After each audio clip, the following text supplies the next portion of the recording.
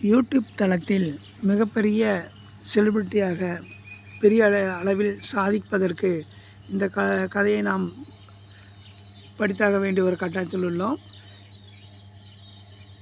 YouTube தளத்தில் மட்டுமல்ல, எந்த ஒரு தொழிலிலும் எதிலையும் நாம் சாதிப்பதற்கு இந்த கதை உங்களுக்கு ஒரு முன்மாதிரியாக வழிகாட்டியாக கலங்கர விளக்கமாக அமையும் என கூறிக்கொள்கிறேன். தற்பொழுது இந்த கதையை நாம்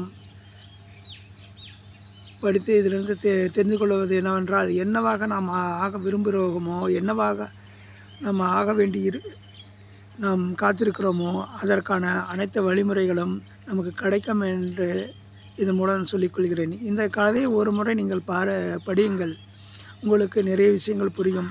ஒரு யூடியூப் சேனல் நடத்தும் நாமும் மற்றவர்களுக்கு ஏதாவது ஒன்று கொடுத்தால்தான் நம்மளது யூடியூப் தளம் மிகப்பெரிய அளவில் பிரபல்யமாகும் என கூறிக்கொள்கிறேன்.